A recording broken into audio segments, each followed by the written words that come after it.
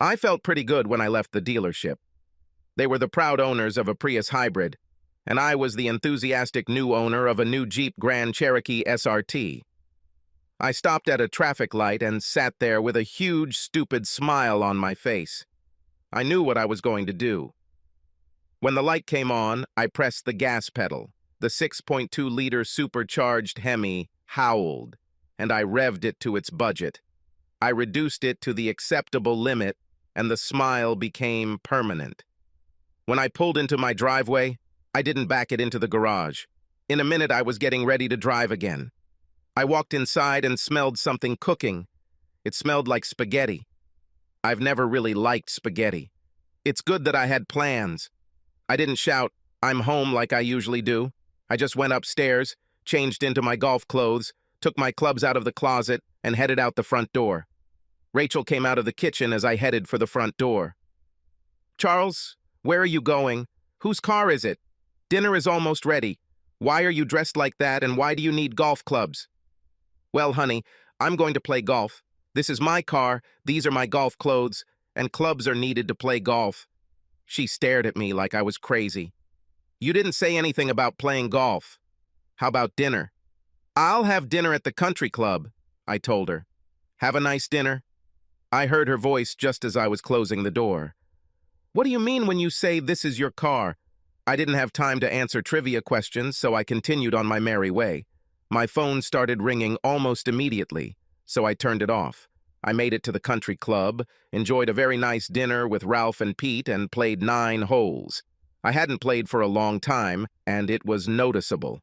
By the time we finished, I started to come to my senses and felt better for the next time. We agreed to play on Saturday morning, had a couple of beers, and I went home.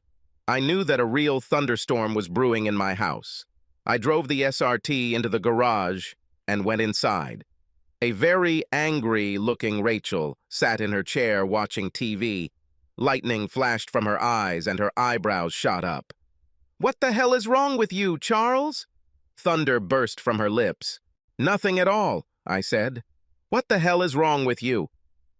This riot seemed to take her by surprise. I should mention that I'm not usually that argumentative. I'm a calm guy. If I don't care about something, I keep quiet. I don't care about the color of the appliances in the kitchen. She wants stainless steel instead of black. As long as we can afford it, I don't care. Is this stainless steel? I was sure that she perceived my general lack of opinion as a lack of will. It was probably my fault to some extent. This won't happen anymore. She looked at me in surprise for a moment. "What the hell is wrong with me?" She practically hissed. "You come home driving this gas-guzzling monster, tell me you're going golfing, skip the dinner I made, and you have the nerve to ask me what's wrong." I thought about this for a minute. "Yes," I said calmly. "Yes. What does yes mean?" She was practically foaming at the mouth. "Yes, I really have the courage to say this." Her face became blotchy and red. "Are you drunk, Charles? Are you on drugs or something?" "I had a couple of beers at the country club, but no drugs. Do you have any medications you want me to take?" She seemed at a loss for words, but quickly came to her senses. "Maybe. Maybe you need to take some antipsychotic medication." She walked away and opened the door from the kitchen to the garage. The car must have made an impression on her. Is it a wonderful car? She snorted. "Are you having some kind of midlife crisis?" I thought about this for a minute. Yes. Yes. What? She wanted to know. Yes, I am in crisis, and I believe that 41 years old can be considered middle age. "Well, what's the matter?" she demanded. "What is what?" Quite a vague question. "What other crisis?" She seemed very annoyed. "It's a secret. So you're having a crisis and you're keeping it a secret from me?" It seemed like she couldn't believe it. "No," I said. "Stop being an ass," she screamed. "What do you mean, no? I'm not keeping this a secret from you." She clasped her hands. "I'm not going to waste my time. What is this stupid toy doing in our garage, and where is the Prius?" I traded it for SRT. I didn't like the Prius, but I like the SRT. "We agreed that the Prius is environmentally friendly and economical," she said. "This is the kind of car that responsible people drive. You need to think about how you'll look when you shove this monstrosity into your work parking space. All executives drive hybrids. How will they feel when they see you control this dinosaur? Envy. We agreed on a Prius, she snapped. No, I never agreed, I said. I just agreed because that's what you wanted. That's true, she said sternly. Don't you really care about my happiness anymore? Tomorrow you will return it back and get the Prius back. No. She acted as if she had no idea what the word no meant. What do you mean no? I won't return or take the Prius back. She thought for a moment. An offended expression appeared on her face. 3 days ago, I wouldn't have cared. What's wrong with you, Charles? I decided that I liked being called Chuck. From now on, you must call me Chuck. Her mouth was slightly open, and she seemed speechless. I appreciated it. I went upstairs to shower and get ready for bed. When I went into the bedroom, there was a pillow and blanket at the foot of the bed. You will sleep in the guest bedroom, she said. You're acting like a capricious child and don't expect me to sleep with you. I thought for a moment and pulled back the blanket. Her eyes bulged as I began to sit up. What the hell do you think you're doing? I go to bed. I told you that you won't sleep here. Yes, I heard you. My hearing is fine. Don't tell me where I can sleep. This is my half of the bed. The other half belongs to you. I won't go into your half. It's only fair to tell you that you shouldn't climb on mine either. She definitely rolled onto my side. I snatched the blanket from her hands and sat on top of her before laying on top of her. She desperately tried to push me away. I weighed 210 pounds. She weighed 120 pounds. She failed. Leave me alone, idiot. She tried to slap me, but I caught her hand. This is my side, I told her. Your side is over there. You are not welcome on my side. I stood up a little and she turned over on her side. Then she started crying. What's wrong with you, Charles? She sobbed. What happened to you? Why are you treating me like this? There's no Charles, I told her. Just Chuck. I told you I like to be called Chuck. I thought you liked being called Charles, she cried. No, it was you who liked to call me Charles, I said. I never liked it. I just went along with it for your sake. Why don't you want me to feel good? I don't think you respect me. I think the reason you don't is because I spent all my time trying to make you happy. I'm over it. Now I'm going to make myself happy. If you're happy because I'm happy, that's great. If not, then big fig. She made a soft, crying sound. What's happened? Yesterday you were the best husband in the world. The next day you are a son of a bitch to me. In fact, it took 3 days, not just 1 day. She stared at me. She looked a lot like one of those chicks waiting for their mother to feed them. I don't have any can of worms for you, I told her. She stared at me as if an alien had inhabited my body. Worms? What the hell is wrong with you? Are you sick?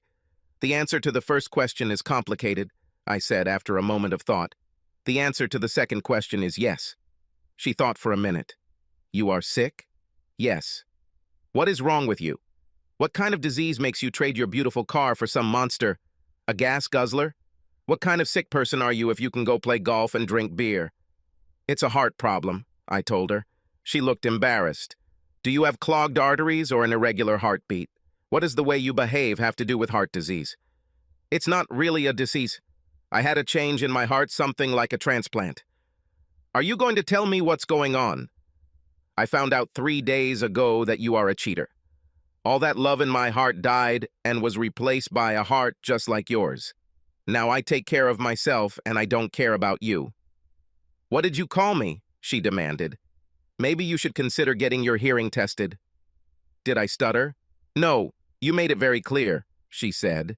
I don't know what kind of bug you have in your ass, but you better deal with it. You just accused your wife of being a cheater and a fallen woman. I don't like to look at it as an accusation. It's more like a statement of fact, I explained. What the hell are you talking about? She practically screamed. No need to shout, I'm nearby, I said. I'm talking about your little hotel date with Alan and Marcy Baker. Her face turned pale. What? How? I don't understand what you're talking about. Do you know who our president is? What day is today? She just stared at me. Someone has worrying short-term memory loss, perhaps after a stroke. I took out my phone and opened Snapchat. They were saved in the chat and on my phone. I wasn't going to tell her where else they were recorded. There were photographs there, large, life-size. Rachel, between the two of them, walked through the door of room 177 of the Dorchester Hotel. She kissed Marcy and Alan had his hand on her ass. "Where did you take it?" she asked. "McLean sent it to me," I said. "I'm pretty sure he sent them to Lonnie, too. They are very angry. McLean is our son and Lonnie is our daughter."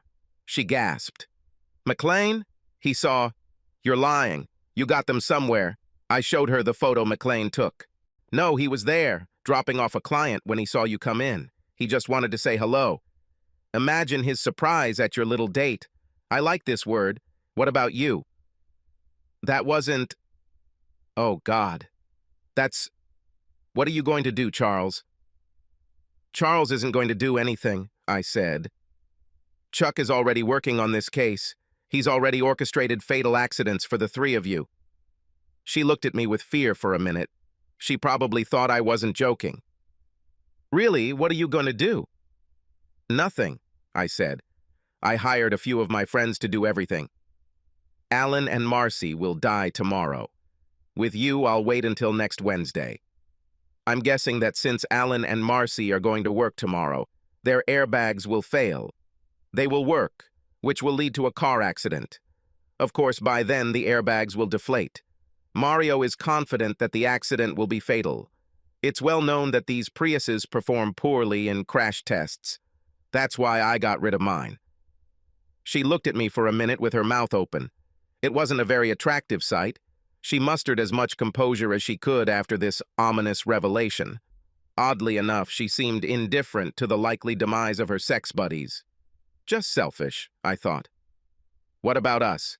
She managed to get out. Oh, good, we're gone now. Of course I'm divorcing you. Tomorrow you should be served at work. Do you think the company will object? 3 of their employees were on the date. God, I love that word. A date leading to a divorce and serving papers at work can create some awkwardness there. I doubt Colton Fisk will like this drama, what with him being a big man in the church and all. I wonder if Alan and Marcy will be allowed to have the funeral service in the church. This caused Rachel to make a strange, distorted scream that sounded terrifying, like some of the peacocks at the zoo. I turned off my light. "Good night, Rachel," I said. "I wonder if I will get both halves of the bed in a divorce." She threw herself on my side of the bed and clung to my back like a leech. "I don't want a divorce, Charles," she sobbed into my back. I didn't answer. "Charles?" She hugged me tighter. "Charles, I don't want a divorce." Silence. She looked over my shoulder. "Charles?" I looked at her. "There's no Charles," I told her, "and you're on my side of the bed." "Then fuck it, Chuck." "Chuck, I don't want a divorce." I rolled towards her. I also didn't want cheaters like my wife. But I got it, even though I didn't want it. Funny how that works, huh? She didn't seem to have the same curiosity as me. Chuck, I'm so sorry," she said. "It was just something I wanted to try. I was curious what it would be like to be with another woman." "Me too," I said. "We're so similar, aren't we?" I also got the impression that Alan was a man. Does anyone else know he's not cisgender? "Don't be funny," she said. "It was a threesome, but I didn't have sex with him, only with Marcy." "Did he sit in a chair and watch? Not a cisgender voyeur." "Pervert." "He was doing Marcy while she was doing me," she admitted. "Do you even realize how ridiculous this conversation is? What possible quirk of the imagination could make you, in your wildest dreams, think that this would help your cause?" She hesitated a bit, but couldn't seem to come up with anything plausible. I was going to give you the same thing," she finally squeezed out. "The same? What does it mean?" I asked. "A threesome with me and Marcy," she said. "You just told me that you are interested in being with another woman." "Marcy is not the kind of woman I'm interested in," I said. "I was thinking about the one who didn't sleep with half the men in the city." "Who were you thinking about?" "What the heck?" Chuck was on a roll. I might as well play with her mind. Well, Lily has always been at the top of my fantasy list, I admitted. My sister? She squealed. You asked me yourself, I reminded her. Lily was sexy as hell. Rachel was a walking wet dream. Lily was all that and more. Blonde, brown eyes, a few freckles on the cutest nose imaginable, and that body. She had the most beautiful shape. It was the kind of shape that just looking at it would make your tongue hard, not to mention other parts of your body. Her breasts were big, round, and firm, and she had the most amazing ass on the planet. She oozes sensuality from every pore and made men do stupid things when she was around. She was 5 years younger than Rachel and I, briefly married in her late 30s to a promising NFL player, but dumped the deadbeat guy when he took off, started drinking, and couldn't hold down a job. When Rachel and I were dating, we were in college, and Lily was in high school, and she had a crush on me. It was fun, and I fucking loved her, but I never took any action. Yes, I felt lust, but I wouldn't do anything, even if I had the opportunity. I wondered if Rachel would actually go for it, and more importantly, if Lily would. It didn't matter. Rachel is leaving me anyway. But this was a very good opportunity to drive her away. I could see the wheels turning in Rachel's head. I'm not going to have a threesome with my sister, she finally said. I shrugged and turned to sleep. The divorce went as smoothly as possible. Rachel fought this with all her might, but divorces shouldn't be dragged out like they used to be. Most people know what happens in divorce, and it wasn't fun, but Chuck enjoyed life. How to leave your beloved. Just take out the trash. Sometimes the trash objects to being taken out, but hey, it happens.